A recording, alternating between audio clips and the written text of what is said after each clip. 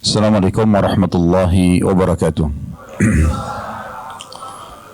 Alhamdulillah, lisan kita selalu terbasahi dengan kalimat mulia ini dan diikuti juga keimanan dalam hati sebagai seorang muslim bahwasanya kalimat Alhamdulillah adalah kalimat penghubung antara kita seorang hamba dengan Tuhan kita, satu-satunya pencipta segala sesuatunya, baik di langit, di bumi, di kedalaman lautan, terjangkau atau tidak terjangkau oleh mata kita, yaitu Allah. Dan kita juga sangat yakin kalimat ini adalah kalimat penyebab apapun yang kita butuhkan untuk roda kehidupan di muka bumi ini, dan juga dengan balasan yang sangat besar dari pahala nanti di akhirat akan ditemukan atau akan diberikan. Oleh karena itu jadilah orang yang selalu mengucapkan kalimat ini. Selanjutnya kita panjatkan salam hormat kita kepada utusan Allah yang telah membawa kepada kita syariat dan hukum-hukum sehingga kita tahu apa yang Allah inginkan, apa yang Allah larang. Dan juga ucapan salam hormat ini kita ucapkan sebagai balas jasa terhadap kebaikan manusia terbaik ini yang telah menghabiskan 23 tahun dari masa hidupnya, 13 tahun fase Mekah, semuanya dengan gangguan, hinaan, cacian, puncaknya diusir dari kampung halamannya. Kemudian 10 tahun adalah penerimaan hukum-hukum syariat Allah subhanahu wa ta'ala sehingga sempurnalah agama ini. Oleh karena itu sangat wajar setelah memuji Allah Alhamdulillah kalau kita selalu mengucapkan salawat dan taslim kepada Nabi besar Muhammad sallallahu alaihi wa ala alihi wa sahbihi wasallam. Baik, pada kesempatan ini insyaAllah lanjutan bedah buku yang sudah berjalan kurang lebih 15 poin, 80 langkah cerdas agar selamat dari siksa neraka.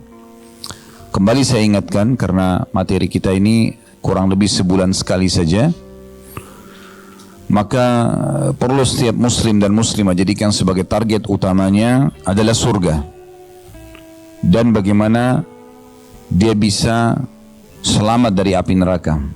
Itu target utama, tidak ada target yang lain yang diutamakan kecuali dua hal ini, masuk ke surga dan selamat dari api neraka. Karena memang kita melakukan semua ketaatan-ketaatan yang telah diperintahkan oleh Allah subhanahu wa ta'ala, wajib ataupun sunnah, dan semua yang Allah larang kita jauhi, yang haram juga makruh, semua itu agar kita bisa masuk ke dalam surga dan juga selamat dari api neraka. Surga sebagaimana sudah kita tahu tempat abadi penuh dengan kenikmatan yang Allah selalu ikuti dalam firman-Nya, khalidina fiha. Setelah menjelaskan tentang istana di surga, kemudian para pelayan-pelayannya, kebun-kebunnya, permadaninya, dipan-dipannya, baju-bajunya, dan segala macam yang serba indah dan sempurna, Allah selalu ikuti dengan khalidina fiha, kekal selamanya. Kalau di dunia ini kepemilikan kita hanya sementara. Rumah yang mewah pun, semewah apapun rumah kita di dunia, hanya sementara, sebatas kita masih hidup. Setelah kita meninggal, maka akan dibagi jadi warisan. Bahkan banyak orang semasa hidupnya pun rumahnya sudah dijual. Begitu juga semua komponen-komponen yang kita pakai, tas, sepatu, mungkin kendaraan, apa saja, semua ini hanya sementara, tidak ada kepemilikan abadi. Luar biasanya di surga, sekali Bapak Ibu dapatkan maka abadi milik kita. Istana itu, dayang-dayang itu, permadani, semuanya, pakaian, kebun-kebun yang sangat luas, apapun semua akan jadi milik kita selamanya. Tidak ada lagi masa tua, tidak ada lagi capek, tidak ada lagi kematian, tidak ada lagi penyakit. Makanya Imam Ahmad rahimahullah mengatakan, ketenangan dan kegembiraan juga kebahagiaan seorang mukmin pada saat dia sudah meletakkan kedua kakinya di surga. Selama di dunia maka pasti akan banyak sekali ujian-ujian, ya, cobaan-cobaan. Karena dunia memang tempat ujian dan cobaan. Bagaimana kita diuji oleh Allah subhanahu wa ta'ala untuk selalu sabar dalam mengerjakan ketaatan, sabar dalam meninggalkan dosa-dosa, dan sabar dalam ujian harian. Baru kemudian kita akan mendapatkan balasannya nanti di akhirat. Begitu juga dengan menjauhkan diri dari api neraka. Kalau seandainya seseorang di antara kita memegang korek gas kecil saja, kemudian dia coba membakar jempolnya, mungkin hitungan detik, maka sudah sangat panas dan sakit. Kalau 1 menit mungkin bisa luka bakar yang sangat serius dan butuh operasi. Itu baru korek gas kecil. Bagaimana kalau seseorang berada di sebuah bangunan raksasa besar, semuanya orang lagi disiksa, semua orang lagi dibakar, teriakan-teriakan mereka saja sudah cukup membuat kita tersiksa. Apalagi kita ikut disiksa di sana. Dan tidak ada kematian di neraka. Sifatnya tidak ada kematian. Kalau ada maling di pinggir jalan, pencuri, kemudian dia digebukin oleh warga misalnya atau masyarakat yang menangkapinya, tentu mereka akan memukuli selama masih hidup. Kalau sudah meninggal, mereka pasti akan tinggalkan karena orang sudah faham. Kalau orang meninggal tidak akan rasa sakit. Tapi di neraka tidak ada kematian. Selama 24 jam semuanya siksaan. Jadi sangat konyol sekali kalau ada orang mengatakan, tidak masalah saya masuk neraka dulu, toh juga saya akan masuk surga. Ya. Siksaan Allah, azab Allah, laknat Allah bukan untuk jadi bahan cobaan.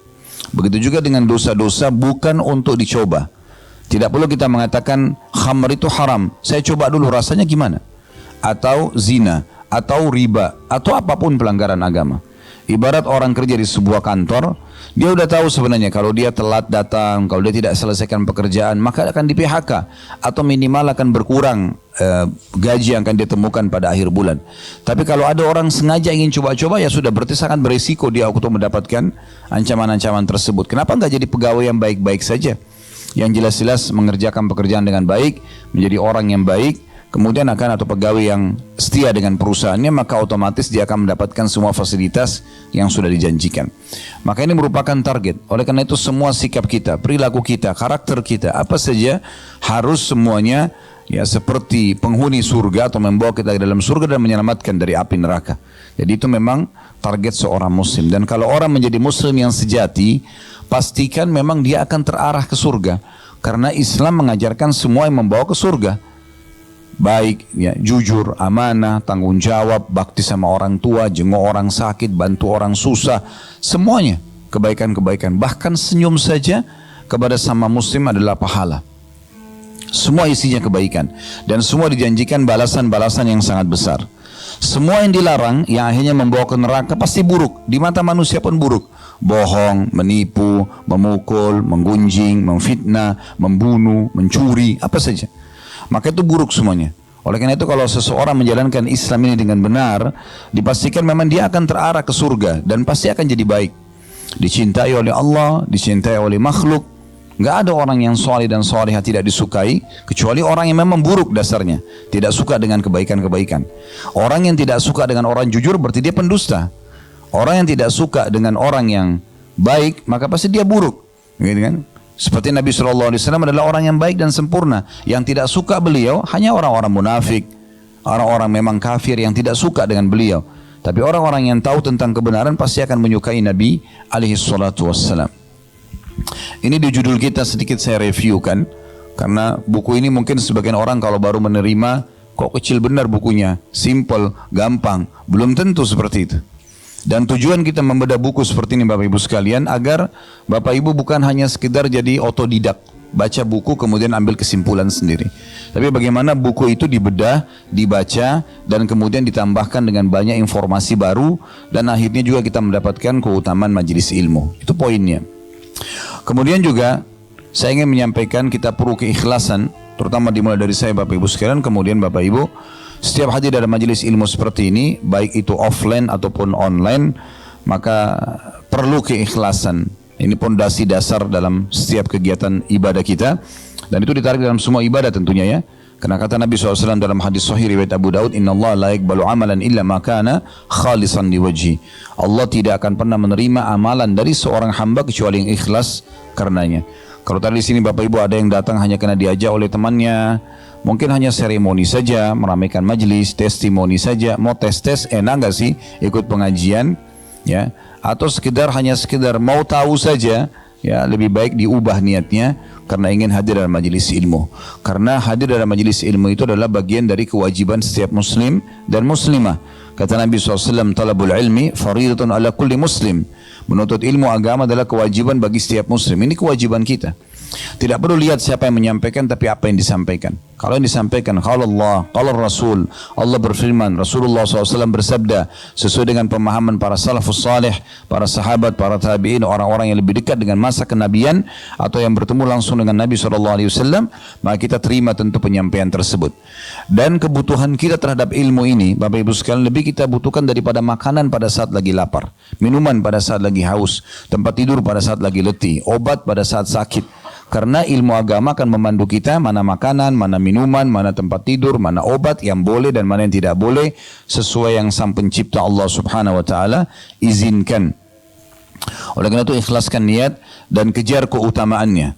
Kata Nabi SAW di antara hadis yang mulia, siapa yang keluar menuntut ilmu ikhlas karena Allah, maka dia seperti mujahid di jalan Allah. Dalam riwayat dia akan mendapatkan pahala haji yang lengkap. Orang yang keluar dulu dalam majelis ilmu, ikhlas, dinaungi dengan sayap-sayap para malaikat karena ridho terhadap perbuatan mereka. Dan sebagian ulama salaf mengatakan menuntut ilmu adalah bagian daripada jihad, ya, bagian daripada jihad di jalan Allah Subhanahu wa taala. Ilmu ini seperti bodyguard buat kita.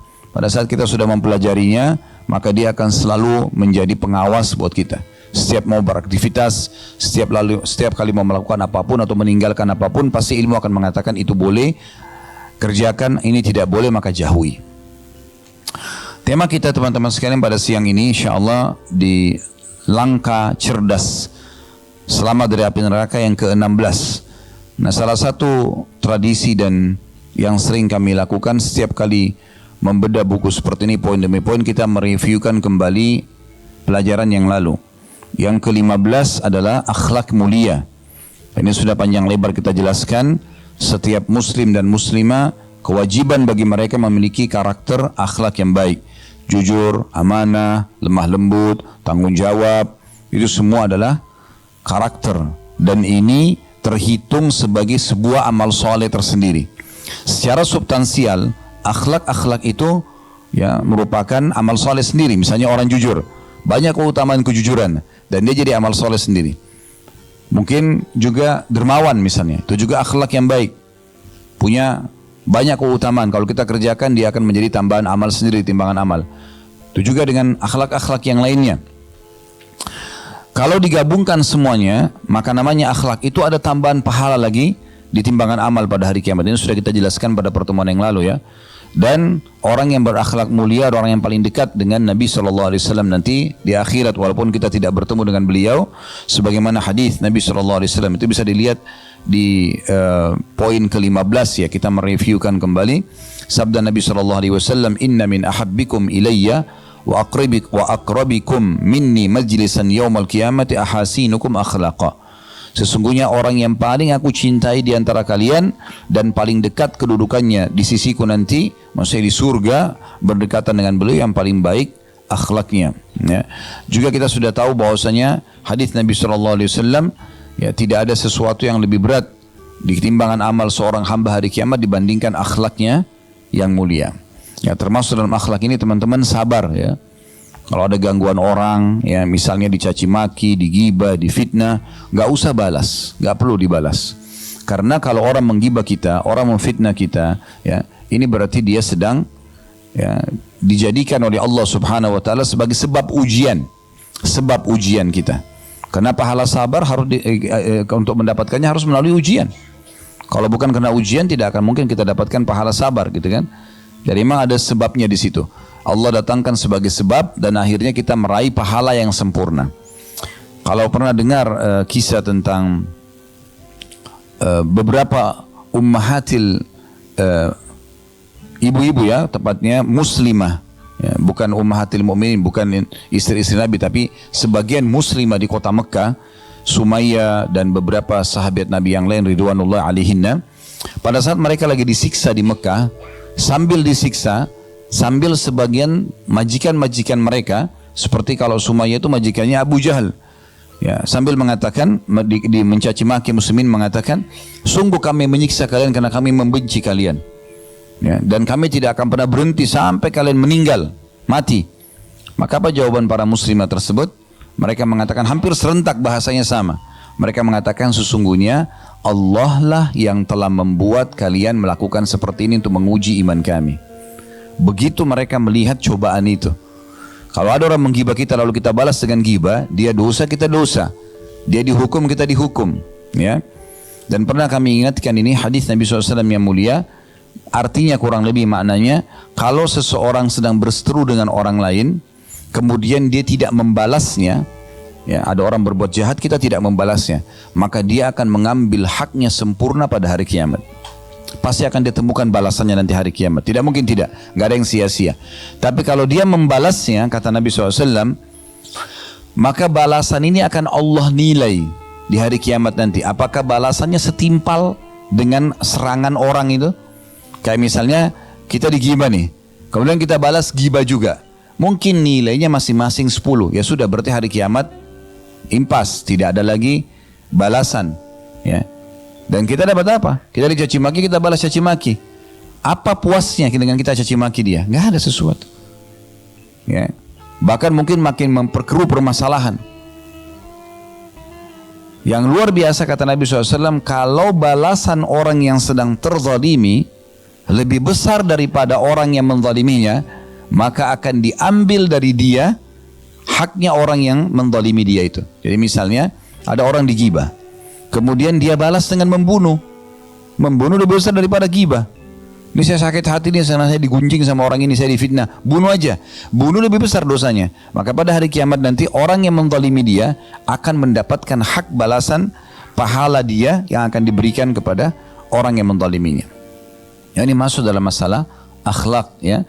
Dan Allah Subhanahu wa taala sudah mengatakan innama yuwaffas sabirun ajrahum bighairi hisab.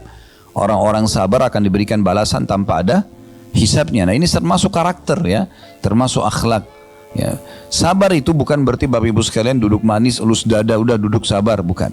Sabar itu adalah menerima keputusan Allah dan ikhtiar cari jalan keluar. Saya sudah pernah kasih contoh, saya ingatkan kembali. Misal kita bangun tidur pagi hari flu. Gimana caranya? Sabar. Apa itu sabar? Oh, Allah lagi uji saya. Setelah itu ikhtiar. Minum air hangat, minum teh, berobat, minum obat. Itu namanya sabar. Tapi terima dulu keputusan Allah. Mau keluar rumah, hujan deras. Sabar. Lalu kemudian kita ikhtiar. Gak ada masalah. Gitu kan?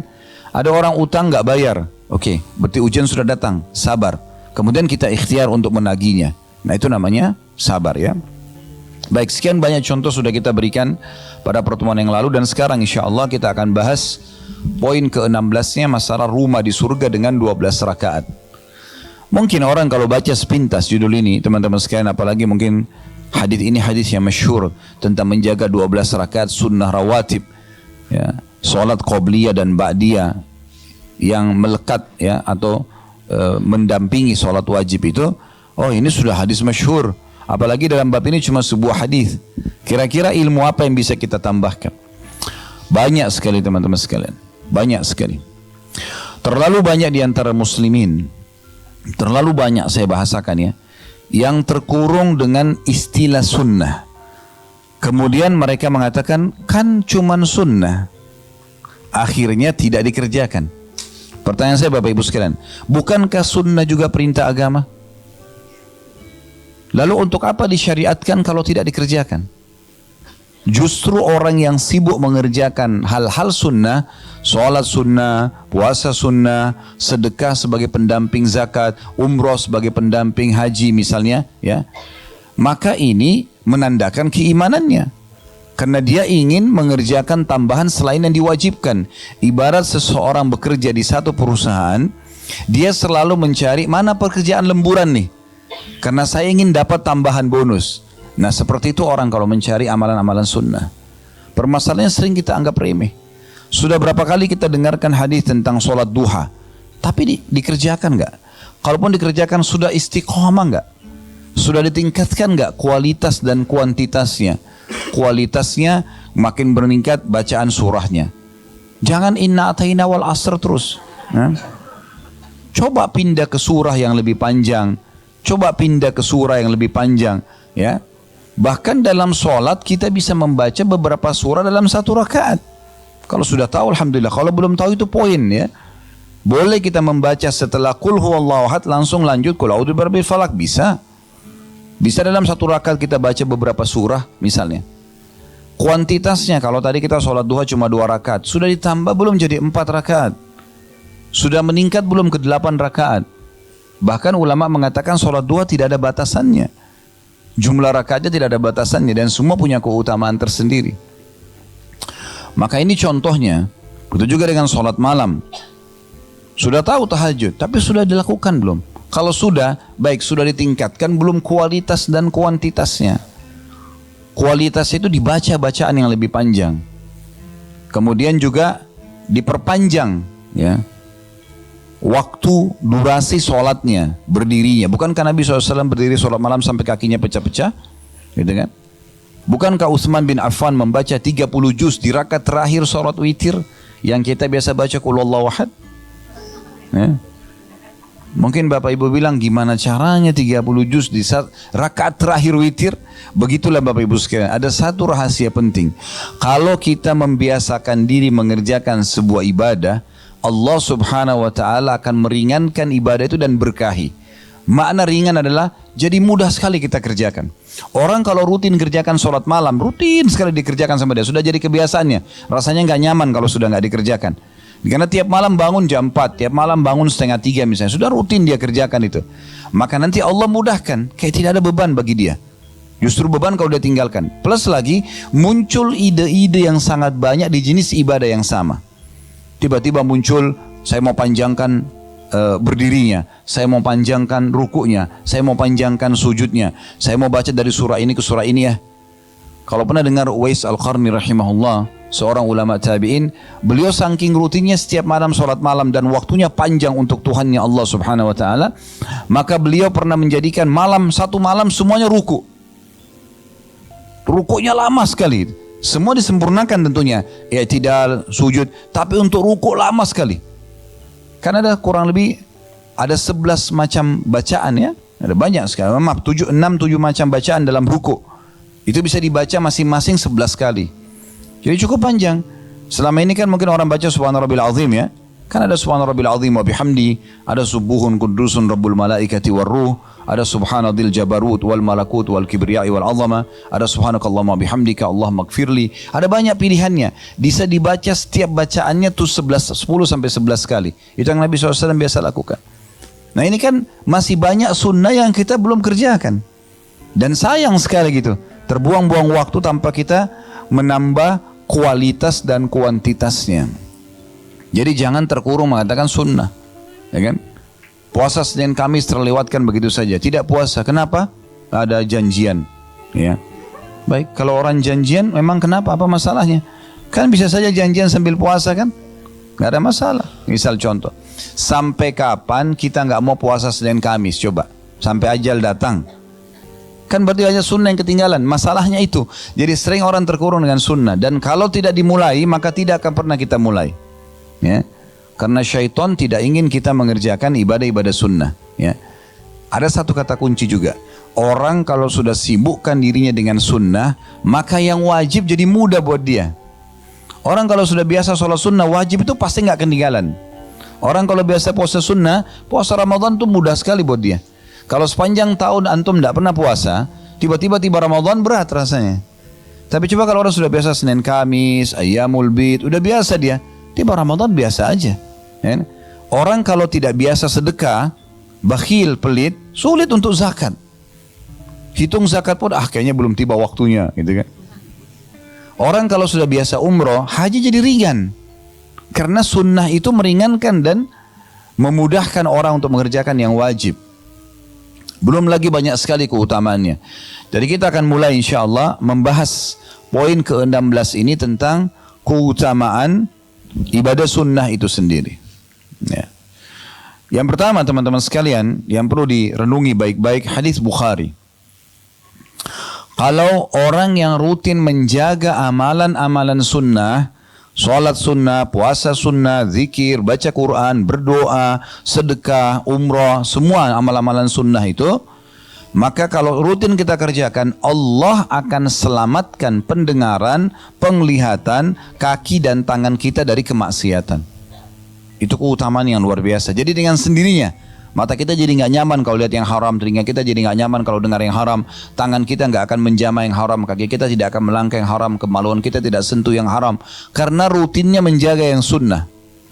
Hadits Bukhari berbunyi dari Abu Hurairah radhiyallahu anhu, Nabi SAW bersabda, Inna Allah qala, sesungguhnya Allah subhanahu wa ta'ala berfirman, Man adali waliyan faqad adhantuhu bil harb. Siapa yang coba-coba mengganggu waliku, orang-orang yang dekatkan diri kepadaku, maka aku akan mengiklankan peperangan bersamanya atau kepadanya. Ya. Jadi siapa yang berani-berani mengganggu orang-orang beriman, maka secara otomatis Allah yang berhadapan dengan dia. Jadi makin dekat Bapak Ibu kepada Allah subhanahu wa ta'ala, dan harus ada upaya pribadi untuk itu. Kalau bahasa saya sering saya katakan, paksakan dalam ibadah, paksakan dalam ibadah. Karena kalau tidak dipaksakan sholat malam, gak dipaksain puasa, gak dipaksain zikir pagi petang, baca Quran, gak bakal terjadi. Karena syaitan mau hari itu, di saat kita masih hidup, tidak tertulis tambahan amal. Target dia itu, kalau bisa ditinggalkan sama sekali, kalau tidak minimal ada yang berkurang.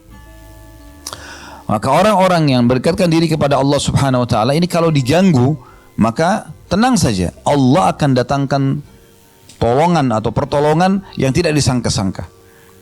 Gak usah khawatir soal itu sudah janji, Allah subhanahu wa ta'ala akan menolong. Kemudian dalam hadis ini dirincikan, untuk menjadi wali Allah, bagaimana caranya supaya kita termasuk orang-orang pilihan Allah subhanahu wa ta'ala. Orang yang kalau berdoa diijabah, orang kalau punya permasalahan ditolong dan diberikan jalan keluar, itu namanya wali Allah. Apa saja yang dia inginkan semua mudah. Tentu nikmat akan dia syukuri dan akan datang melimpah pada dia. Cobaan akan mudah dilalui sama dia, dan Allah akan berikan perangkat-perangkat agar dia bisa melalui cobaan tersebut. Di sini dalam hadis disebutkan, wa ma taqarraba ilayya 'abdi bi syai'in ahabba ilayya mimma aftaradtuhu alaihi. Dan ketahuilah, tidak ada yang lebih aku cintai dari pendekatan diri seorang hamba kepadaku daripada apa yang telah aku wajibkan kepadanya. Jadi sholat 5 waktu, ya, zakat harta setahun sekali bagi orang yang mampu, penuhi haul dan nisab, puasa Ramadan sebulan penuh, dan haji, ini yang diwajibkan. Itu yang paling Allah cintai, gitu kan. Kapan kita menjaga kualitasnya dengan baik dan selalu kita tingkatkan, kalau sudah sampai pada tingkat terbaik kita istiqomahkan, maka itu adalah perbuatan yang paling Allah cintai. Ini sebab pertama orang menjadi wali Allah, yang akhirnya siapapun yang mengganggu dia Allah akan tolong gitu. Apapun kebutuhan dia Allah akan penuhi, masalah apapun yang dihadapi Allah akan pecahkan. Lalu dikatakan, wa ma yazalu 'abdi yataqarrabu ilayya bin nawafil hatta uhibbu. Dan selanjutnya setelah yang wajib, seorang hamba terus mendekatkan diri kepadaku dengan amalan-amalan sunnah sampai aku mencintainya. Jadi ternyata amalan sunnah bisa meraih cinta Allah subhanahu wa ta'ala. Kalau kita kerja di satu perusahaan ini sebagai contoh saja, bagaimana perasaan kita teman-teman sekalian di saat pemimpin perusahaan kita sangat menghormati kita, ya, sangat memuliakan kita. Maka tentu berbeda, kita akan selalu suara kita didengar, kita dimuliakan, apapun yang bisa diberikan sebagai fasilitas diberikan kepada kita karena dimuliakan. Maka Allah subhanahu wa ta'ala kalau mencintai seorang hamba, dia akan memuliakannya. Apa saja yang dilakukan, berdoa diijabah, ada masalah terpecahkan, ada orang mau niat jahat sama dia, itu bisa sebelum kena dia pun Allah SWT sudah bisa selamatkan. Berapa banyak orang yang tadinya mau tabrakan gak jadi tabrakan, Allah SWT selamatkan, gitu kan?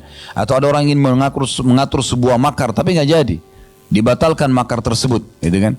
Kuasa Allah Subhanahu wa ta'ala. Maka itu semua dengan amalan-amalan sunnah. Fa idza ahbabtuhu, kalau aku sudah mencintainya, kata Allah, kuntu sam'ahu alladhi yasma'u bihi, aku akan menjadi pendengarannya, atau aku akan jaga pendengarannya yang dia gunakan untuk mendengar. Jadi akhirnya telinga kita ini hanya dengar yang baik-baik saja, dengarin nasihat, dengarin tilawah Quran, dan merasa nyaman dalam hati dengan itu semua, sehingga selalu kuping ini selalu mau dengar yang baik-baik yang Allah bolehkan. Dan setiap kali dengar yang tidak enak, kebisingan, sesuatu yang berbau maksiat, telinga kita nggak nyaman, rasanya ingin segera kita tinggalkan. Berarti Allah sudah jaga tuh, supaya nanti hari kiamat kupingnya nggak dihisap sama Allah. Karena kalau digunakan fasilitas ini pada maksiat, berarti ingkar nikmat. Karena Allah ciptakan ini untuk kita gunakan dalam ketaatan. Ingat surah Az-Zariyat surah nomor 51 ayat 56, tujuan kita diciptakan, wa ma khalaqtul jinna wal insa illa liya'budun. Aku enggak ciptakan jin dan manusia kecuali untuk beribadah kepadaku. Kalau ada bapak ibu yang tanya saya, Ustaz, apakah memang kita diciptakan untuk sholat? Jawaban saya, iya. Memang untuk sholat kita diciptakan. Memang untuk puasa kita diciptakan. Memang untuk zakat, untuk haji dan umrah, untuk bakti sama orang tua, juga orang sakit, bantu orang susah. Memang untuk itu. Dan tidak ada tujuan kita sama sekali untuk berzina, untuk berbohong, untuk menipu orang, untuk menggibah, untuk gosip, buang-buang waktu, itu enggak ada. Memang itu bukan tujuan kita. Tujuan kita ada untuk ibadah kepada Allah Subhanahu wa taala. Kemudian selanjutnya wa basarahu alladhi yabsuru bihi. Dan aku juga akan menjaga penglihatannya dia gunakan untuk melihat. Matanya hanya selalu nyaman melihat yang Allah bolehkan. Bertafakkur dengan alam ciptaan Allah Subhanahu wa taala, gembira kalau melihat tentang sejarah Islam, peradaban Islam, senang kalau melihat Al-Qur'an, senang kalau di majelis ilmu. Allah jaga penglihatannya dari hal yang haram. Melihat sesuatu yang tidak nyaman, kok bisa gitu sih? Merasa nggak nyaman, ditinggalkan. Kemudian wa yadahu allati yabtishu biha, dan juga aku akan menjaga tangannya yang digunakan untuk menjama, sehingga tangan tidak akan memegang kecuali yang halal, tidak akan pernah mengganggu dan menyakiti orang lain. Wa rijlahu allati yamshi biha, dan aku juga akan menjaga kakinya yang dia gunakan untuk melangkah. Ya. Di saat itu, perhatikan closing hadisnya, penutupan hadisnya. Kata Nabi SAW, Allah mengatakan, wa in sa'alani la'ataitu. Di saat itu kalau dia minta, aku pasti akan kasih. Jaga yang wajib, perbanyak yang sunnah, kejar yang sunnah. Maka Allah jaga semua anggota tubuh kita, pendengaran, penglihatan, tangan, kaki, ya. Kemudian pada saat itu Allah SWT mengatakan, dan kalau dia minta di saat itu, aku akan pasti kasih. Wala in ista'adani la'idtuhu. Au la'uidhannah. Kalau dia minta tolong, pasti aku akan tolong. Nah, ini faedah luar biasa daripada ibadah sunnah. Jadi jangan Bapak Ibu sekalian terkurung dengan istilah sunnah. Kan cuma sunnah, udahlah nggak usah, ya. Tahu, itu teman saya itu rajin sekali puasa Senin Kamis. Itu teman kamu gimana? Hah? Selalu bangga dengan amalan temannya. Ibu saya dulu tuh rajin sekali baca Quran. Itu ibumu, kamu gimana? Ayah saya itu luar biasa bolak-balik umrah. Baik, kamu bagaimana? Ya. Makanya seorang penyair mengatakan, laisal fata man yaqulu kana abi kadza wa kadza. Bukan seseorang anak muda yang cerdas yang mengatakan dulu orang tua aku begini dan begitu. Walakinnal fata man yaqulu ha ana dza. Tapi seorang anak muda muslim yang cerdas mengatakan ini loh saya. Hasil perbuatan orang lain tidak ada manfaatnya buat kita, kecuali kita penyebab. Kita yang menjadi penyebab dia hanya melakukan ibadah tersebut itu berbeda.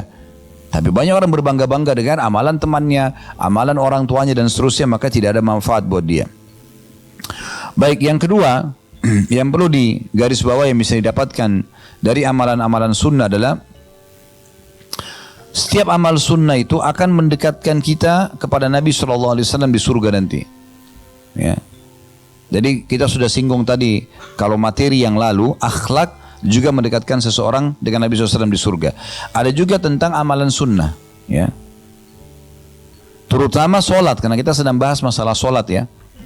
Coba cintai Bapak Ibu sekalian solat sunnah, qobliyah, ba'diyah, solat duha, solat malam, tahiyat masjid, solat taubat, solat wudu. Rutinkan dan paksakan.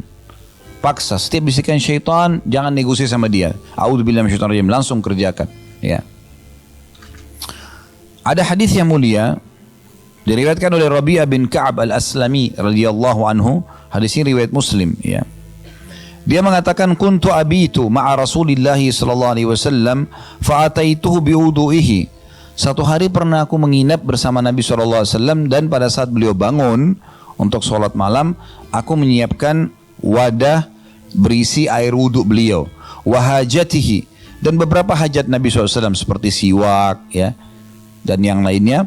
Faqala li, setelah selesai wudu, setelah selesai hajat Nabi SAW, karena Nabi merasa Rabi'ah ini berbuat baik, maka beliau mengatakan, sal, silakan, apa yang kau inginkan. Maksudnya setelah berbuat ini kepadaku, ada yang kau ingin minta enggak? Fakultu as'alu murafaqataka fil jannah. Aku hanya minta ya Rasulullah agar nanti aku bersama Anda di surga, sama-sama. Anda di mana di surga, aku di situ juga. Permintaan yang luar biasa ini. Bukan minta pada saat itu kalau dia bilang ya Rasulullah, saya minta jadi orang paling kaya. Nabi tinggal berdoa diterima itu. Saya ingin minta keturunan banyak, saya ingin minta jabatan, saya ingin minta jadi raja. Urusan dunia semua akan dikasih. Tapi sahabat ini cerdas, bukan itu urusannya dia. Tadi saya bilang orang mukmin targetnya selalu akhirat. Maka dia bukan cuma sekedar minta surga, tapi minta bersama Rasulullah SAW di surga. Pasti derajat paling tinggi itu, gitu kan? Qala awa ghaira dzalik. Maka Nabi SAW bilang kepada Rabi'ah, ada yang lain enggak? Maka qultu huwa dzak. Aku berkata tidak ya Rasul, itu aja. Kalau itu sudah Anda mohon kepada Allah untuk aku, selesai. Aku bisa masuk surga bersama Anda nanti. Ini mulia sekali. Qala fa'inni ala nafsika bikathratis sujud. Kalau itu permintaanmu, maka tolong aku agar aku bisa menyempurnakan keinginanmu itu, minta kepada Allah dengan memperbanyak sujud. Ya, di sini ulama hadis ada yang mengatakan maksudnya adalah memperbanyak sholat sunnah. Karena pada saat itu mereka mau sholat malam. Ya, Nabi SAW lagi mau sholat tahajud pada saat itu. Ada juga pendapat yang mengatakan semua jenis sujud, seperti sujud tilawah, ya. Kalau seandainya kita lagi baca ayat tentang sujud, biasanya kan sudah digarisi di bawahnya, ya. Al-Quran sekarang sudah sangat modern, maka kita sujud, ya. Sujud syukur, ya. Dikatakan Nabi SAW setiap kali menerima berita gembira, pasti beliau selalu sujud, ya. Nah ini diantaranya. Tapi sholat sunnah yang paling masuk dalam makna ini. Yang ketiga, teman-teman sekalian, sholat sunnah ini akan menyempurnakan kekurangan-kekurangan nanti di timbangan amal dari amal wajib kita. Jadi fungsinya besar sekali, gitu kan? Sholat wajib 5 waktu, mungkin ada seseorang yang lupa wudu, mungkin ada seseorang yang kurang khusyuk, mungkin dia lupakan rakaatnya, mungkin banyak hal, gitu kan? Mungkin di saat dia sholat dia lalai, menghayal, hitung transaksi dagangnya, ya, mengingat pertengkaran sama temannya, misal, menghayal, kurang pahalanya. Itu akan terbantukan dengan sholat-sholat sunnahnya nanti. Begitu juga dengan zakat. Di saat ada perhitungan dia yang keliru, ya, karena setahun sekali, maka sedekah yang dia keluarkan akan menyempurnakan, karena sedekah sunnah. Puasa Ramadan, mungkin ada yang lalai, mungkin ada kekurangan, maka puasa-puasa sunnah akan menyempurnakan. Begitu juga dengan haji, disempurnakan dengan umroh. Ya. Hadisnya adalah hadis yang sangat masyhur. Hadis diriwayatkan oleh Abu Daud, Ibnu Majah, Ahmad, dan hadis ini tentu disahihkan oleh para ulama. Dari Abu Hurairah radhiyallahu anhu bahwasanya Nabi SAW bersabda, Inna awwala ma yuhasabun nasu bihi yawmal qiyamati min a'malihim as-salah. Sesungguhnya awal sekali amal yang akan dihisab dari sosok manusia pada hari kiamat adalah solatnya. Qala yaqulu rabbuna jalla wa ala li malaikatihi wa huwa a'lamu. Dan pada saat itu Allah yang maha tinggi dan maha mulia akan berkata kepada para malaikatnya dan dia Allah lebih tahu sebenarnya. Jadi Allah bertanya ini bukan kita tidak tahu, tapi Allah sudah tahu. Tapi Allah kena nugaskan malaikat, maka Allah bertanya, Unduru fi salati abdi atammaha au naqasaha. Coba periksa solatnya dulu. Yang paling pertama periksa solat wajibnya. Apakah dia sempurnakan atau masih ada yang kurang. Fa in kanat tammatan, kalau seandainya sudah sempurna, kutibat lahu tammah, maka akan dicatatkan baginya pahala sempurna.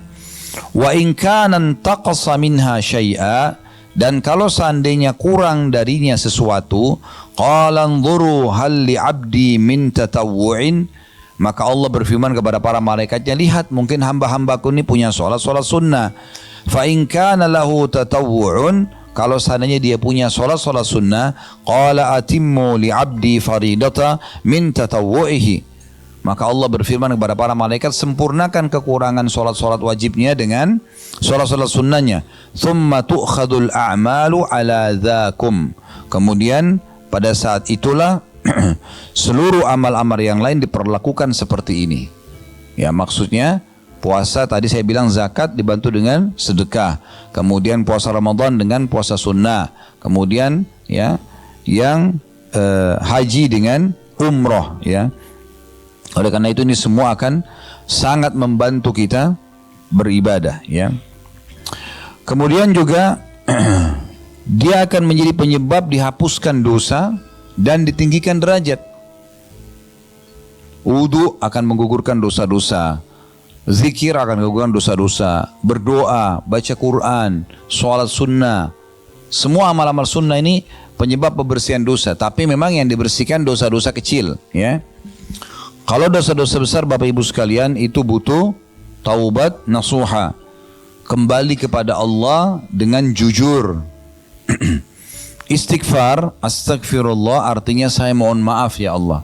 Seperti kalau Bapak Ibu buat salah sama orang, bilang maafin saya ya. Nah itu astagfirullah. Kalau wa atubu ilai artinya aku janji tidak akan ulangi. Ya. Jadi kalau kita bilang astagfirullah wa atubu ilai, ya Allah maafin saya dan saya janji tidak akan ulangi. Makanya Imam Nawawi rahimahullah mengatakan kalau dosa besar seperti zina, berbohong, riba ini harus dengan tobat nasuha dengan 3 syaratnya. Tinggalkan dosa itu seketika, lagi zina, lagi bohong, lagi riba berhenti. Yang kedua sesali, yang ketiga janji sama Allah tidak akan mengulangi. Maka insya Allah kalau 3 ini dipenuhi maka dosa besarnya akan dimaafkan. Baik. Ada lagi satu poin di sini saya ingin titik beratkan Bapak Ibu sekalian. Di saat saya menyebutkan atau teman-teman mendengarkan dari siapapun ustadz-ustadz kita, itu dosa kecil. Jangan terkurung di kata-kata kecilnya. Sama tadi, itu kan cuma sunnah. Nggak boleh terkurung dengan kata sunnahnya sehingga kita tinggalkan. Jangan juga bilang, oh karena dosa kecil berarti boleh saya kerjain. Enggak. Dosa kecil tetap juga akan ada konsekuensi hukuman. Ya. Tidak boleh dianggap remeh itu. Kata Nabi SAW, dosa-dosa kecil itu pun kalau menumpuk akan menjadi besar. Ibaratnya ranting-ranting kecil, kalau ditumpukin jadi banyak, dia akan menjadi penyebab datangnya api unggun yang besar. Jadi nggak boleh. Satu dosa kecil, dalam sebuah hadis disebutkan, kalau dikerjakan oleh seorang hamba akan mendatangkan 1 titik hitam di hatinya. Ini bukan dosa besar, dosa kecil. Titik hitam. Kalau dia ulangi lagi, titik hitam lagi. Kalau dia ulangi lagi, titik hitam. Nanti bisa hatinya menjadi hitam kelam, bahkan lebih keras daripada batu. Sehingga akhirnya setiap kali ada peringatan dari Allah Subhanahu Wa Taala, apapun sifatnya, maka tidak ada pengaruhnya bagi dia. Contoh dia naik mobil sama temannya, tabrakan. Temannya kepalanya pecah mati. Ya, dia ngambil pelajaran. Oh, teman saya mati. Udah, nggak apa-apa, kembali aja. Bahkan ada orang mungkin begitu dia masih lanjut ke diskotiknya, masih lanjut ke maksiatnya, perzinahannya. Padahal depan mata temannya mati dan bisa berapa menit kemudian terjadi hal yang sama, dia juga mati.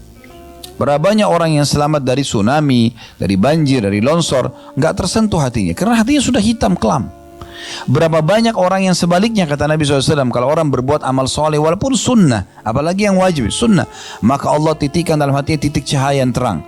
Kalau dia buat lagi sunnah, titik cahaya yang terang. Terus begitu sampai hatinya menjadi terang benderang. Dan di saat itu dia akan sangat peka. Sedikit lihat fenomena alam saja sudah ketakutan dia, jangan sampai Allah hukum nih. Pernah dengar riwayat bagaimana Nabi Muhammad SAW kalau lihat mendung, beliau gelisah, mondar mandir, sampai Aisyah bertanya, ya Rasulullah, ada apa dengan anda? Ini hanya mendung. Orang semua fahamnya mendung akan turun hujan biasa. Apa kata Nabi SAW? Karena pekahnya beliau. Beliau mengatakan, wahai Aisyah, apa jaminannya kalau di belakang mendung ini bukan azab? Karena umat-umat sebelum kita disiksa, itu datang mendung.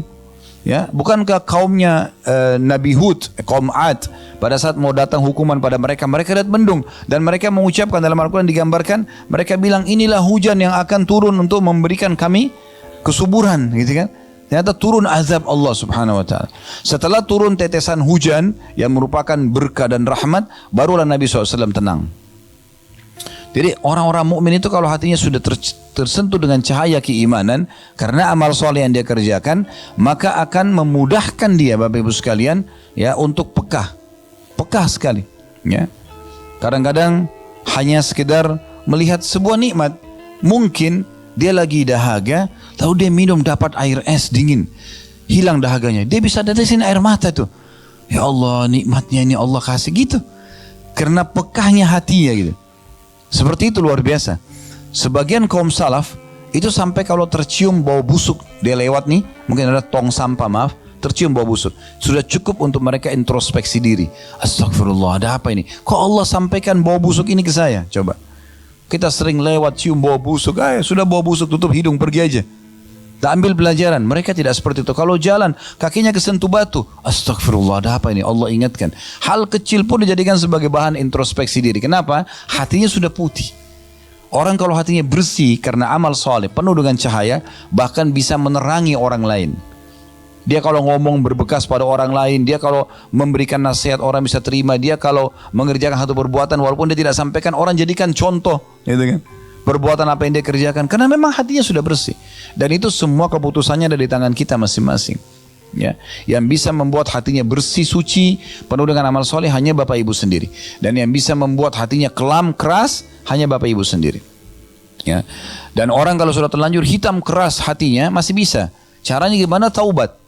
Dia kembali kepada Allah SWT. Kata Nabi SAW, kalau dia taubat, suqila mina, diangkat dari hatinya itu. Nanti bisa bersih kembali gitu kan. Tapi nggak boleh dia nodai lagi. Ingat, saya selalu ulangi, dosa bukan untuk dicoba, dipelajari dan dijauhi. Amal soleh dipelajari untuk dikerjakan. Nggak usah coba-coba dosa. Dan tujuan kita isi pengajian seperti ini Bapak Ibu sekalian, mulai detik ini ke depan, fungsi ilmu itu ke depan kita amalkan. Saya bukan sedang menghardik Bapak Ibu tentang masa lalu kita, bukan. Oh, Ustadz singgung masalah dosa, kita banyak dosa nih. Enggak, saya bukan bahas itu. Sekarang kalau Bapak Ibu sudah sampai di telinganya pada kesempatan ini, Allah SWT yang mudahkan saya mengucapkan ini, Bapak Ibu hadir mendengarkan, berarti peringatan dari Allah SWT. Tidak pernah saya susun kata-kata ini secara khusus, tiba-tiba saja mengalir begitu. Allah sampaikan ke telinga Bapak Ibu, sampaikan ke hati untuk kita jadikan sebagai pegangan, gitu kan? Berubah dari sekarang ke depan. Bagaimana kalau kita punya masa lalu yang salah, taubat segera, kembali ke depannya luruskan. Dan tidak usah terpengaruh dengan ucapan orang. Sudah sering saya bilang itu. Oh, kamu alim ya sekarang, kamu berubah. Iya, gak apa-apa. Kenapa malu? Tiba-tiba ubah lagi jilbabnya karena malu sama temannya. Tiba-tiba sembunyikan baju kokonya atau kopiahnya karena malu sama temannya. Kenapa? Biarin aja kita ditahu. Kamu alim ya, alhamdulillah. Saya baru tahu nih, enak benar orang hadir majelis ilmu itu. Enak benar orang beriman, begitu. Dan kalau ditelepon sama teman-teman yang lalu-lalu, jawab, jangan nggak jawab. Saya kalau jawab saya takut diajak. Jawab aja, assalamualaikum warahmatullahi wabarakatuh. Sudah jadi ahli surga ya sekarang. Kok jawab salam? Oh iya, alhamdulillah. Saya sudah ikuti pengajian. Ayo kita ke karaoke ini yuk. Oh maaf, saya sudah taubat sekarang. Ya, ikut ya ke majelis saya. Nggak ditelepon lagi tuh. Tapi kalau nggak dijawab, ditelepon terus nanti. Ya. Baik, kita masuk yang keempat. Dihapusnya dosa-dosa dan diangkatnya derajat, ya. Ada kisah yang unik dari seorang tabi'in. Dia bernama Ma'dan bin Abi Talha, ya, Al-Ya'mari rahimahullah.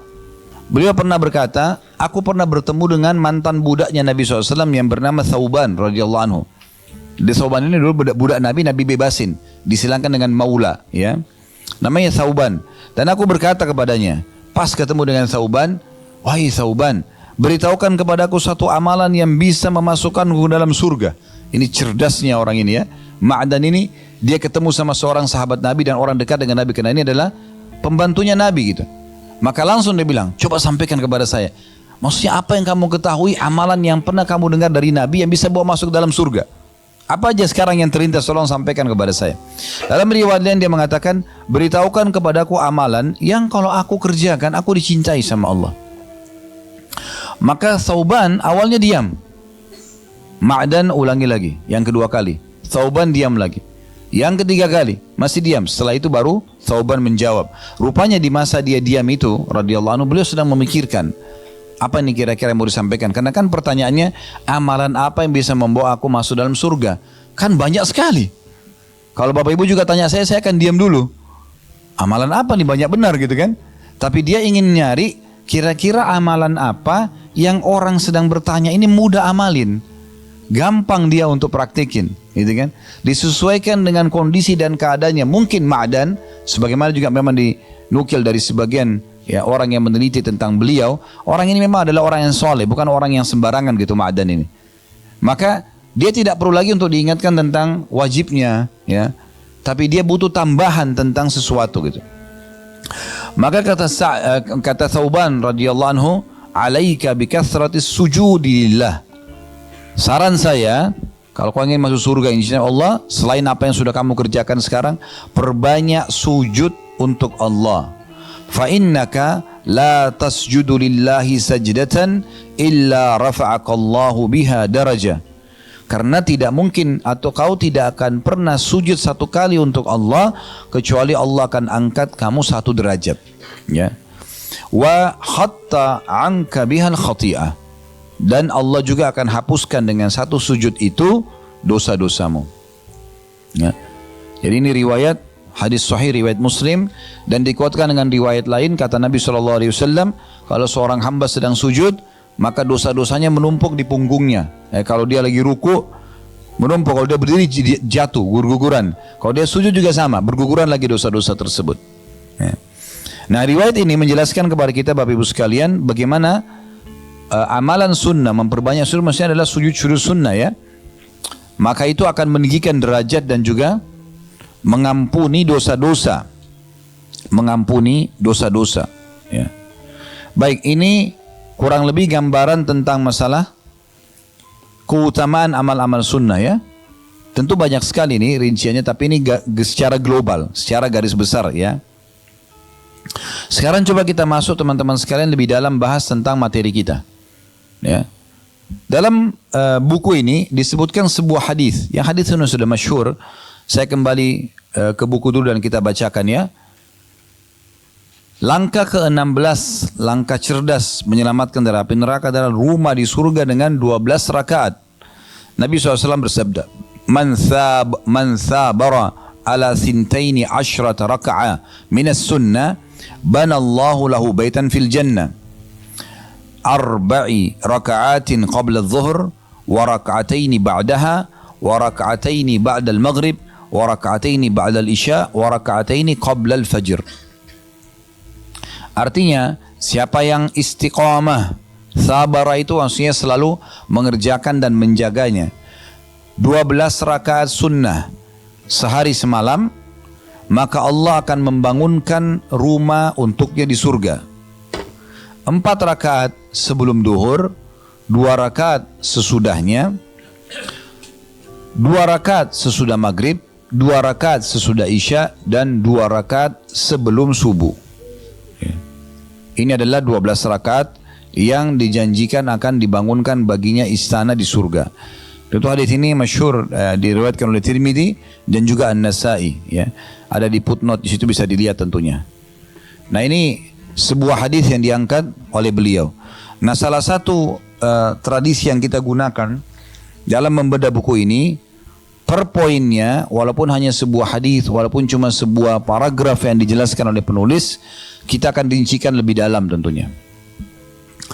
Baik teman-teman sekalian, ada sebuah riwayat dari Nabi SAW yang berbunyi, Innar rajula la yansarifu wa ma kutiba lahu illa 10 salatihi tus'uha thumnuha sub'uha sudusuha khumsuha rubu'uha thuluthuha nisfuha.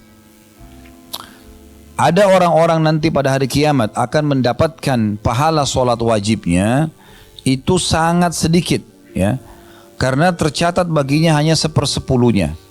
Mengkhayal ya, kekurangan-kekurangan hal yang merupakan menyempurnakan kehusyuannya.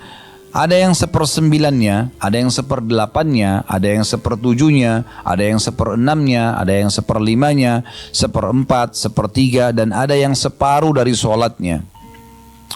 Hadis ini menguatkan sebenarnya tentang pentingnya kita menjaga solat-solat sunnah.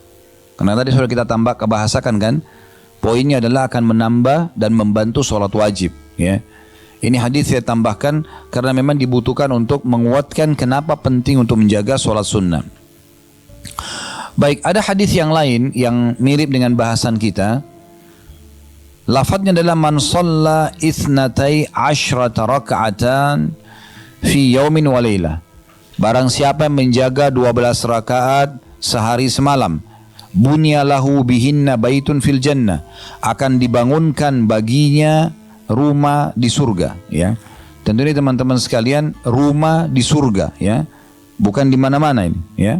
Surga itu perlu digarisbawahi. Orang yang paling rendah derajatnya di surga itu memiliki seperti 10 kali lipat yang dimiliki oleh raja terkaya dunia. Ya. Siapa raja terkaya dunia? Sulaiman alaihissalam. Nabi Sulaiman kan diberikan kerajaan tidak layak untuk orang sebelum dan sesudahnya, ya. Dia akan memiliki 10 kali lipat. Begitu disebutkan dalam hadis yang sahih, ya. Pada saat seseorang ahli neraka terakhir keluar, ahli surga yang terakhir keluar dari neraka, kemudian dia minta dimasukkan dalam surga kepada Allah SWT, Allah masukkan. Kemudian diberikanlah, ditawarkan kepada dia, apa kau mau memiliki seperti yang dimiliki oleh raja-raja dunia? Maka dia mengatakan, tentu ya Allah. Kata Allah SWT, engkau akan memiliki seperti itu dan dilipat gandakan. Dia mengatakan, aku ridho hai Tuhanku, engkau akan mendapatkan 2 kali lipatnya lagi. Terus begitu sampai 10 kali lipat. Dan dalam beberapa riwayat yang dihasankan oleh para ulama, ahli surga yang paling rendah derajatnya akan memiliki 10.000 orang pelayan. Ya. Coba bayangkan punya 10.000 orang pembantu. Ya. Kalau rumah kita punya 10 pembantu saja sudah penuh. Ya. Ini 10.000 orang. Dan di setiap pembantu, tangan pembantu itu ada nampan yang dibawa. Kemudian ahli surga itu akan makan dari nampan-nampan tersebut dari awal sampai akhir sama kenikmatannya. Karena di surga tidak ada rasa kenyang. Kita kan biasa berubah nikmatnya makan kalau sudah kenyang, kan gitu. Nah, kenyang nggak ada, lapar nggak ada. Jadi orang di surga itu hanya untuk menikmati saja. Nggak ada lapar, nggak ada kenyang. 10.000 nampan semuanya dimakan sama dia.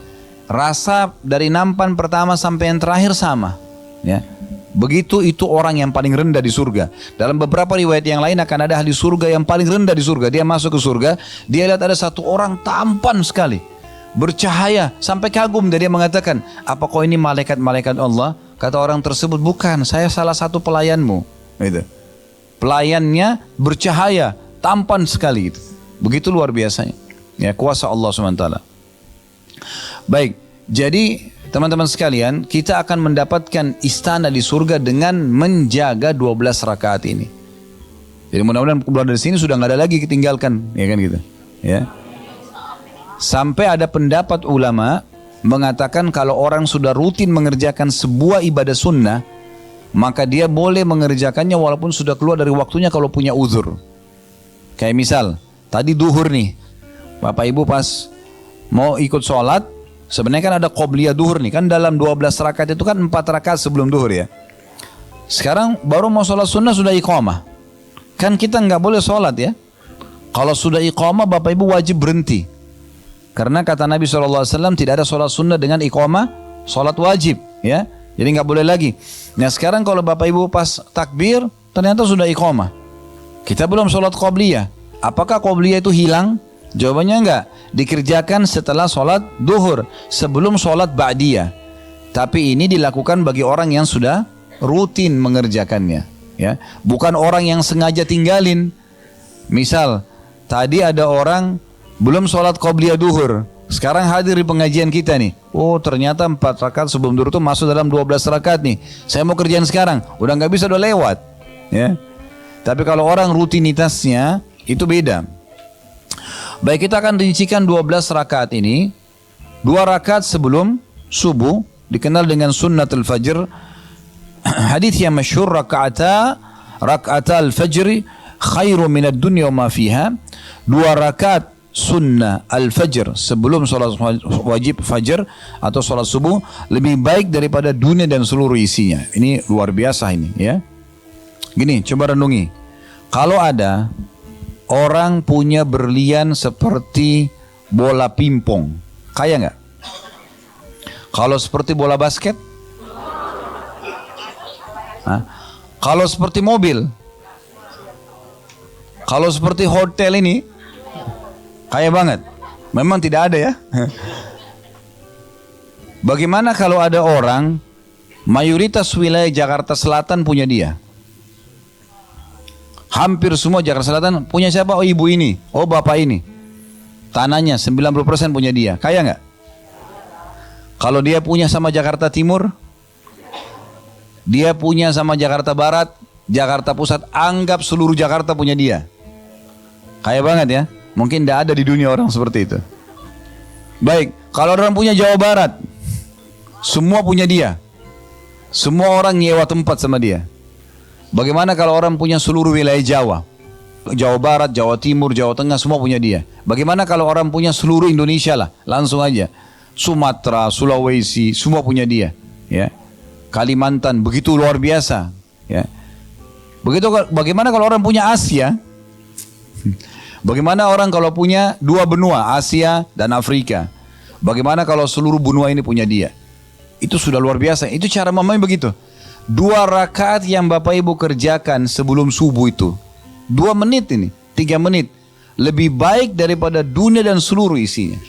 Artinya nanti hari kiamat, kalau Bapak Ibu dikasih nanti hasilnya, ini loh, 2 rakaat sholat sunnah fajarmu ini pahalanya. Itu lebih baik daripada dunia dan seluruh isinya. Nanti kita akan lihat, oh ini bahkan lebih baik daripada itu. Makanya Sa'id bin Musayyib rahimahullah, seorang tabi'in berkata, aku telah dipertemukan oleh Allah SWT dengan orang-orang, maksudnya satu kaum, itu para sahabat Nabi, yang mereka sama sekali tidak pernah peduli kalau mereka kehilangan apapun dari dunia ini. Mau harta, mau orang yang dicintai, meninggal, tidak penting bagi dia. Tapi mereka sangat sedih kalau ketinggalan 2 rakaat sholat sunnah al-fajr. Karena mahalnya bagi mereka. Nah, poin ini perlu digarisbawahi Bapak Ibu sekalian. Sholat-sholat sunnah yang melekat dengan sholat wajib yang dikenal dengan rawatib yang sedang kita sebutkan tadi 12 rakaat, nanti kita rincikan lagi insyaAllah ya. Kalau yang melekat atau mendampingi duhur, asar, maghrib dan isya, itu bisa hilang pada saat kita musafir. Iya kan? Karena kan kita jamak qasar kan? Kalau kita jamak duhur sama asar, qobliyah sama ba'diyah udah nggak ada. Kita jamak maghrib sama isya sama juga. Ba'diyah maghrib tadi yang masuk 2 rakaat dan ba'diyah isya juga sudah nggak ada kan? Tapi khusus sunnatul fajr itu tetap dikerjakan walaupun musafir. Karena dia tidak ada jamaknya, subuh tidak dijamak dia. Ya. Itulah yang disebutkan dalam sebuah riwayat, kata Aisyah radhiyallahu anha, lam yakunin Nabi sallallahu alaihi wasallam ala syai'in minan nawafili ashadda minhu ta'ahudan ala raka'atil fajr. Tidak pernah ada satupun sholat sunnah yang Nabi SAW lebih jaga dibandingkan sholat sunnatul fajr. Bahkan beliau SAW tidak pernah meninggalkan, kata Ibnu Qayyim rahimahullah, termasuk di antara petunjuk Nabi SAW adalah ketika safar adalah mengqasar sholat fardu, ya, dan beliau tidak mengerjakan sholat-sholat sunnah rawatib qobliyah dan ba'diyah. Yang biasa beliau tetap lakukan adalah mengerjakan sholat witir dan sholat qobliyah subuh. Ini yang rutin beliau kerjakan, gitu kan. Beliau tidak pernah meninggalkan kedua sholat sunnah ini ketika mukim ataupun musafir.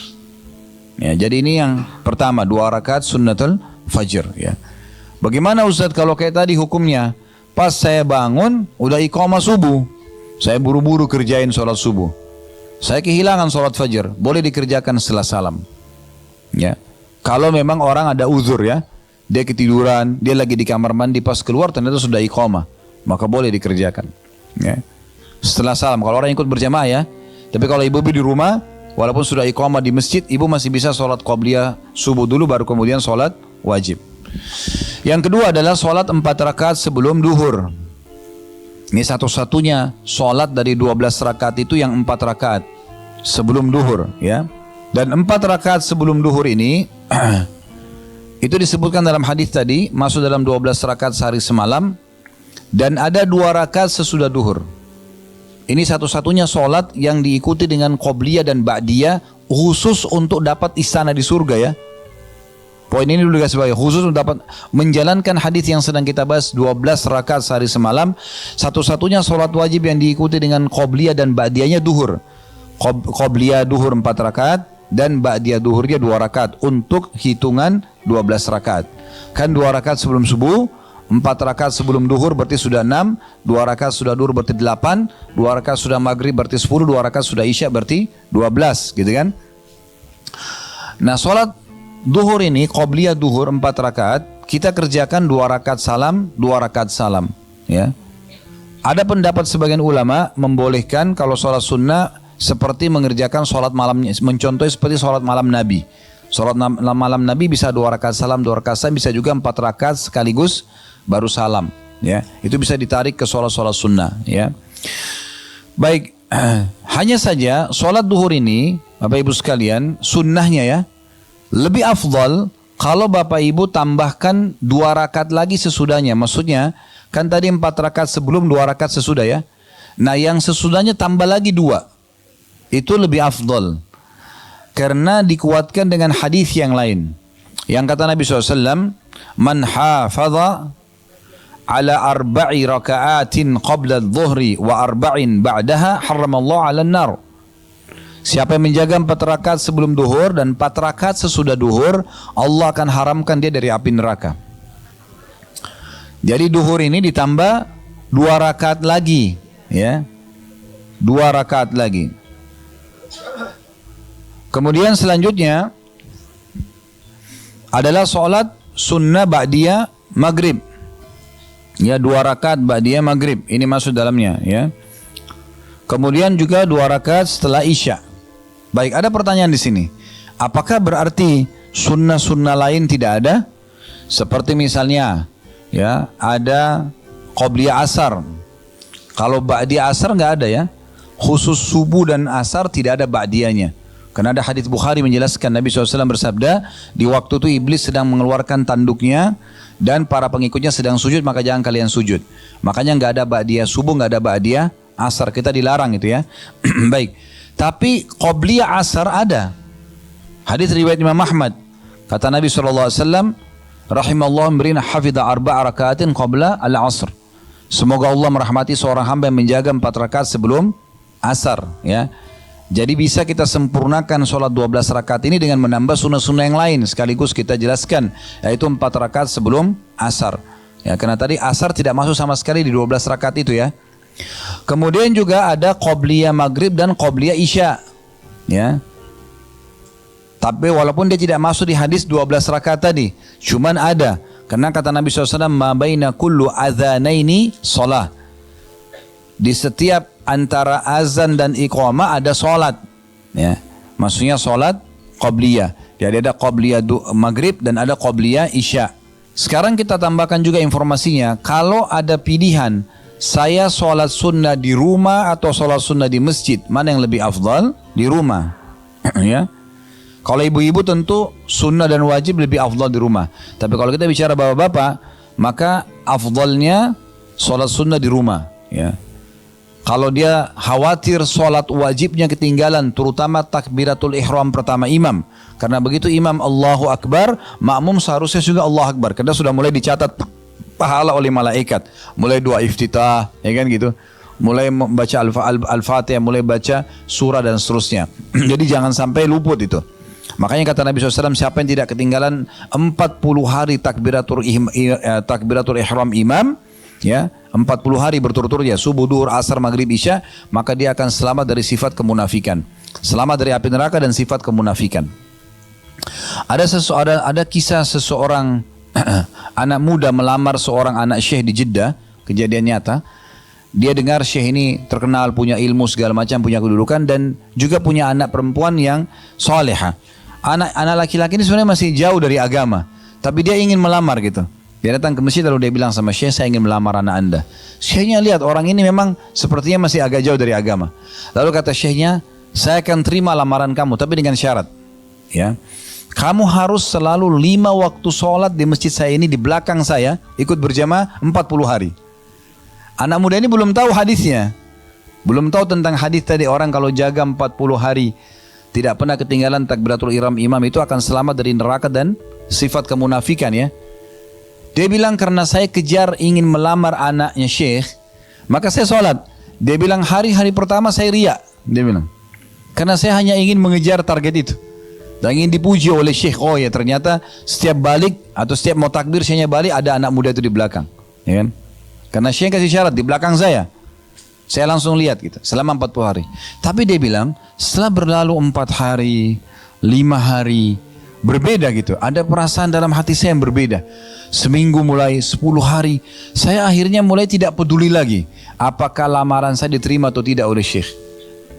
Setelah 40 hari dia bilang, saya betul-betul merasa tidak ingin lagi meninggalkan masjid. Jadi kuasa Allah SWT. Allah hilangkan sifat kemunafikan itu dengan perbuatan seperti ini. Jadi setiap laki-laki usahakan mengerjakan ini walaupun sekali seumur hidup. Ya. Ada 40 hari tidak ketinggalan sama sekali. Ya, ingatkan, selalu ingatkan diri. Kasih timer di situ, waktu kasih peringatan ya kalau kita akan sholat. Jadi begitu mau azan sudah langsung ke masjid. Takbir imam Allah Akbar, kita Allah Akbar di belakangnya 40 hari. Maka itu insya Allah akan selamat dari neraka dan juga sifat munafik. Selanjutnya teman-teman sekalian, yang perlu kita garis bawahi adalah hadis tentang masalah sholat sunnah yang afdal dikerjakan di rumah. Ini kalau keburu ya. Sabda Nabi SAW, فَإِنَّ أَفْضَلَ الصَّلَاةِ صَلَاةَ الْمَرْءِ فِي بَيْتِهِ إِلَّا الْمَكْتُوبَةِ. Ketahuilah solat seseorang itu paling afdal dikerjakan di rumahnya kecuali yang wajib saja. Kemudian Nabi SAW juga mengingatkan tentang pentingnya menjaga solat sunnah di rumah. Dalam sabda beliau, إِذَا خَرَجْتَ, ini Nabi SAW berkata kepada Abu Hurairah ya, kalau engkau keluar dari rumahmu, min manzilika, فَصَلِّ رَكَعَتَيْنِ يَمْنَعُكَ مِنْ مَخْرَجِ سُوء. Sebelum keluar, sholat sunnah dulu 2 rakaat. Apakah duha, apakah sholat wudu, gitu kan? Karena itu akan menghalangi kamu dari apapun yang buruk di luar rumahmu. Kemudian kata Nabi SAW, wa idza dakhalta ila manzilika fasalli raka'ataini yamna'uka min madkhali su. Dan kalau kau masuk ke rumahmu maka lakukanlah juga sholat 2 rakaat yang akan menghalangi kamu dari kejelekan yang masuk ke dalam rumahmu. Jadi kita juga mengerjakan sholat-sholat sunnah di rumah ini, kita akan menjauhkan rumah-rumah kita dari kekosongan ibadah ya. Termasuk juga bisa mengajak anak-anak ya. Kalau sudah tahu alhamdulillah, kalau belum tahu bapak-bapak pun setelah sholat berjamaah di masjid masih bisa pulang mengimami istrinya ya. Untuk berjamaah supaya nggak sholat sendiri. Itu diambil dari riwayat Abu Bakar radhiyallahu anhu pernah pada saat selesai sholat, Nabi SAW selesai sholat, ada orang yang datang baru mau sholat sendiri. Dia ketinggalan sholat jamaah. Maka Nabi SAW bilang kepada para sahabat, siapa yang mau bersedekah buat saudaranya ini? Maksudnya berdiri sholat lagi sama dia. Maka Abu Bakar berdiri lalu menemani orang itu sholat. Jadi walaupun kita sudah sholat wajib, bisa kita temani saudara kita supaya dapat pahala sholat jamaah. Tapi kita sudah terhitung sunnah di saat itu. Mu'adz bin Jabal radhiyallahu anhu juga dalam hadis sahih, beliau seringkali sholat bersama Nabi SAW. Sholat wajib di masjid, kemudian beliau pulang lagi ke kaumnya, ngimami lagi kaumnya, ya. Karena di kaumnya belum ada yang bisa jadi imam, beliau imami lagi di situ. Tapi kan di sini Mu'adz bin Jabal mengulangi sholat wajibnya, karena akan menemani orang lain sholat, ya. Allahu a'lam. Baik, ini bahasan kita insya Allah. Tentu ini masih banyak ya sholat-sholat sunnah kalau mau dibahas ya. Karena kita belum bahas sholat duha, belum bahas sholat tahajudnya, belum bahas sholat wudu, sholat taubat dan seterusnya. Ini adalah sholat-sholat sunnah yang bisa nanti dipelajari insya Allah pelan-pelan. Kita sudah kasih gambaran umum tadi dan juga kita fokus membahas sunnah rawatib yang disebutkan dalam hadis ini. Baik, kalau ada benar dari Allah Subhanahu wa taala, kalau ada salah dari saya mohon dimaafkan. Subhanakallahumma bihamdika asyhadu an la ilaha illa anta astaghfiruka wa atubu ilaik. Wassalamualaikum warahmatullahi wabarakatuh.